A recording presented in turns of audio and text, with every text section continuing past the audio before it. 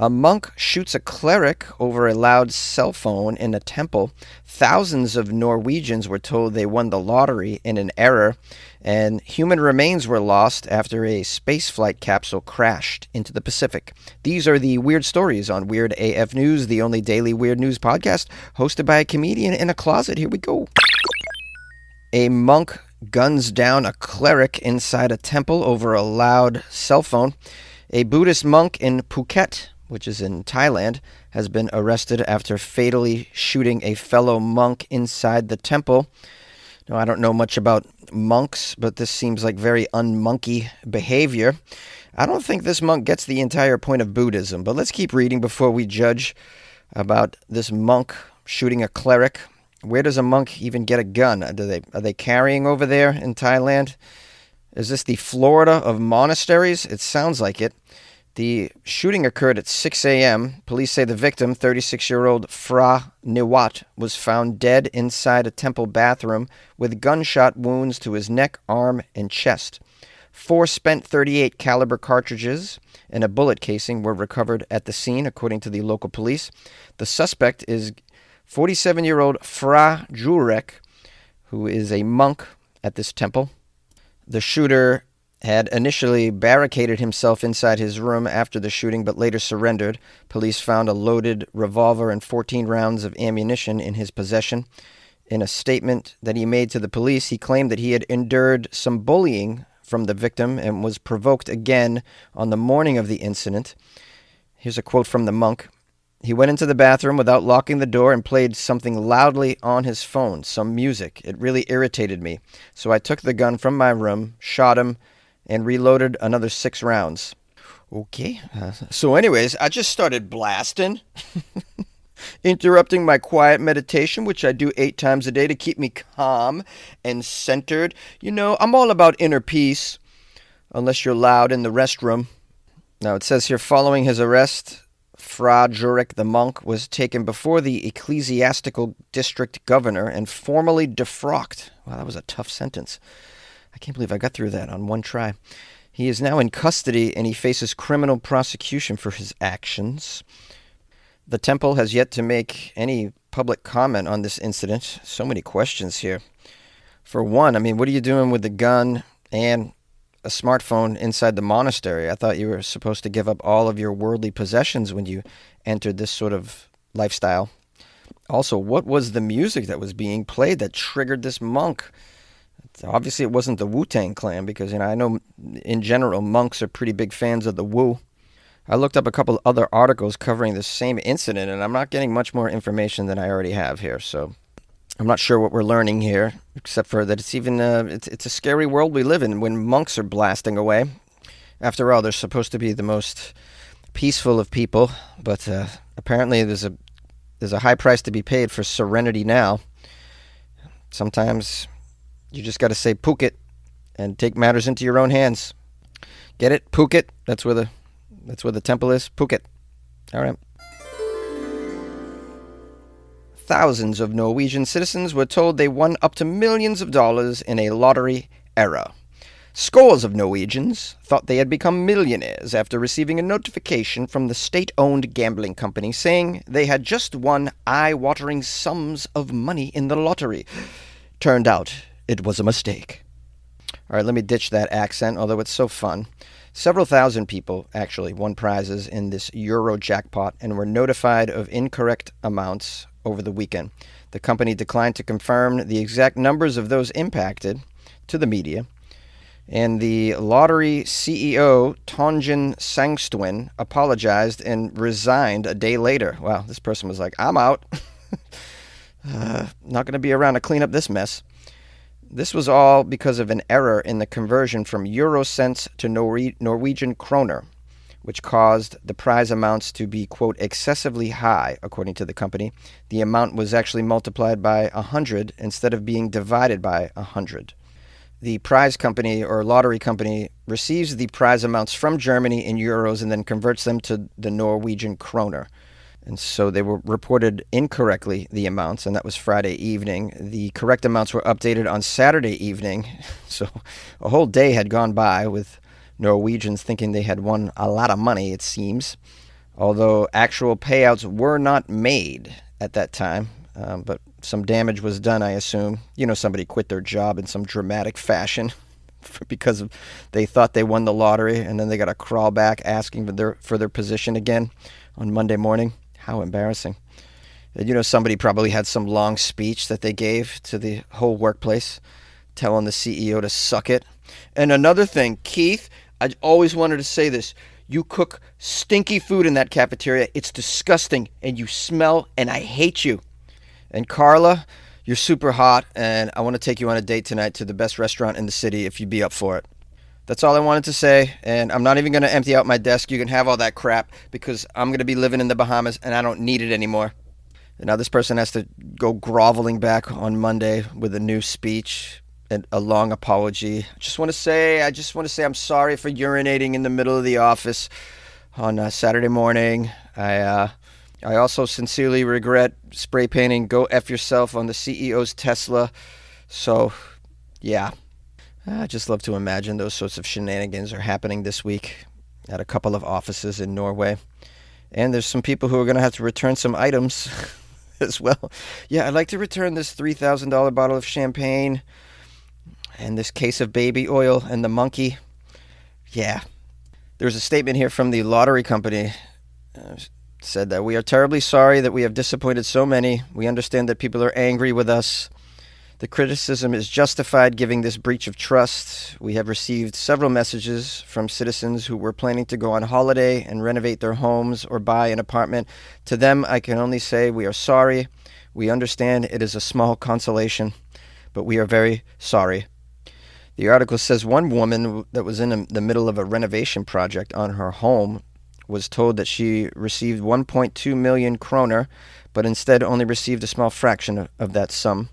She's among many, quote, victims of this large mathematical error. The article claims this isn't the first time that Norsk Tipping, the lottery company, has found itself under criticism. The company said that several serious errors have been uncovered in recent months, and it had experienced a number of technical problems in the past year. It acknowledged it had been heavily criticized by the regulator and customers, and the criticism was very much justified.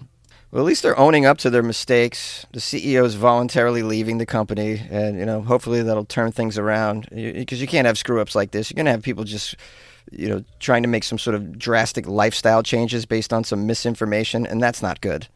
Granted, you should wait until the check clears anyways, but, people get excited, you can't blame them for that. And, of course, some of them are going to quit their jobs and purchase something extravagant upon this kind of news. They're going to maybe even go undercover to get away from their relatives and friends, because, as soon as you win the lottery, everybody hits you up. Yeah, so, I feel bad for these people, but on some level, I don't feel so sorry for you. If you live in Norway, you kind of have won the lottery already. Have you seen those beautiful citizens? They're all models. I want to live there. 4th of July savings are here at the Home Depot, so it's time to get your grilling on. Pick up the Traeger Pro Series 22 pellet grill and smoker, now on special buy for $389, was $549. Smoke a rack of ribs or bake an apple pie, this grill is versatile enough to do it all.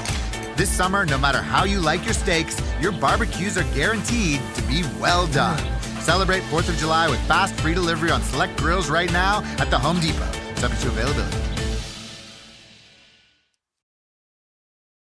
Human remains have been lost after a Memorial spaceflight capsule crashed into the Pacific.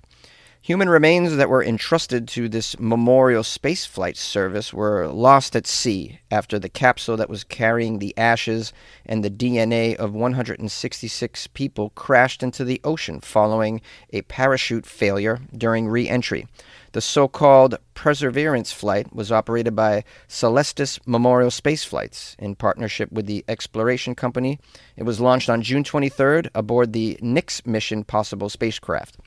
This is all very convoluted with the names of the explorations and the rockets and the space flights. But, basically they sent up on June 23rd what's called a memorial capsule, and that contains the ashes and the DNA of dead people. Let me rephrase that, of rich dead people.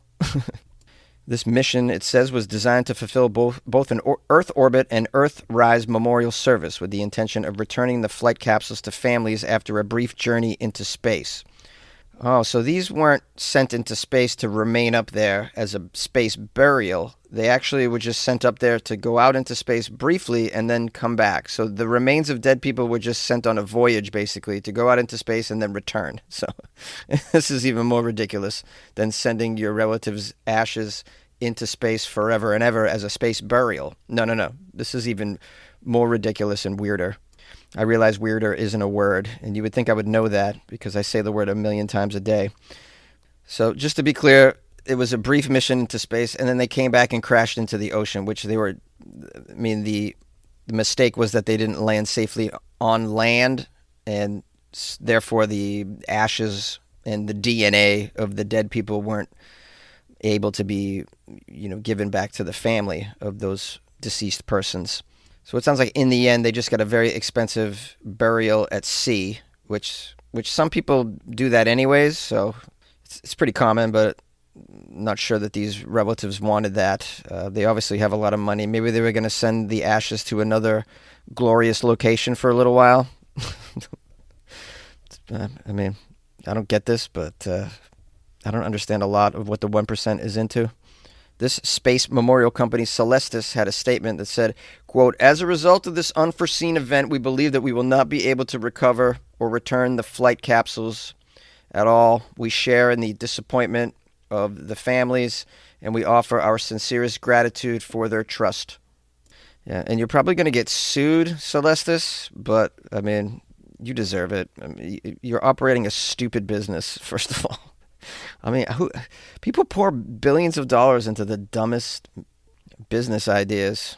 Although it sounds like there were enough people for this to work. 166 dummies paid them who knows how much to put their dead relatives' ashes on a capsule so that it can go and touch orbit and then come back. For what reason? I have no clue.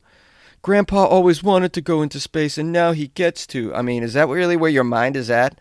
You really think that Grandpa's having an orbital experience because the bones are up there for like a couple of hours? I just don't understand how rich people could also be so stupid. It says here this was the first Celestis mission designed to return from orbit, so I assume they get a lot of business just shooting the remains up there forever and ever as a interstellar burial of some sort. The company said, "Though we currently believe we cannot return the flight capsules, we hope families will find some peace in knowing that their loved ones were part of a historic journey, launched into space, orbited Earth, and are now resting in the vastness of the Pacific Ocean, akin to a traditional and honored sea scattering." Also, please don't sue us. If you could please, just don't sue us. Just please don't sue us. We're just barely hanging on here with this stupid business idea. We have investors. We'd have no idea why they invested in us, but they did. And we're just barely hanging on. This article ends by saying Celestis was founded in 1994 and has pioneered memorial space flights for more than 2 decades. 2 decades people have been paying for this crap service, providing families with the opportunity to commemorate their loved ones through space missions. Rich people have no idea what to do with their money. I wish I had this problem. Anybody out there listening to this podcast that has, hundreds of millions of dollars, you just don't know what to do with it. I'm just telling you right now, I just reach out to me, please. My email's funnyjones@gmail.com. I have great ideas on how you can spend this money wisely, maybe not profitably, but wisely, productively. In the arts, for instance. Wouldn't you like to support a one-man in-the-closet podcast production? I think you would. And you're going to feel really good about it, trust me. Maybe not as good as putting your dead cat into a submarine that then goes and visits the sunken Titanic, but you're still going to feel good nonetheless. Let's rock. Hi, my friends and loyal listeners of the Weird AF News podcast. Thanks for spending some time with me in this episode of Weird AF News. Appreciate it very much. Also would like to say today is the national holiday of Canada. It's Canada Day. So to all my Canadian listeners out there, happy Canada Day. For those of you who aren't familiar, Canada's national holiday is always celebrated on July 1st. Canadians across the country and the world show their pride in their history, their culture, and their achievements. It's been a day of celebration since 1868. I asked the AI, what do Canadians eat on National Canada Day? Well, it says Canada Day foods are typically hot dogs, hamburgers, potato salad, corn on the cob with slathered butter, and potato chips, also known as crisps. So it sounds like a nice day of eating as well. I would like to attend some sort of Canada Day backyard barbecue celebration of some sort. One day I'll make it up there, and I'll be there for Canada Day. Why can't I say Canada Day? Sounds like a banger of a time. I got a lot of fans up there too. I should do a tour. It's just, budgets.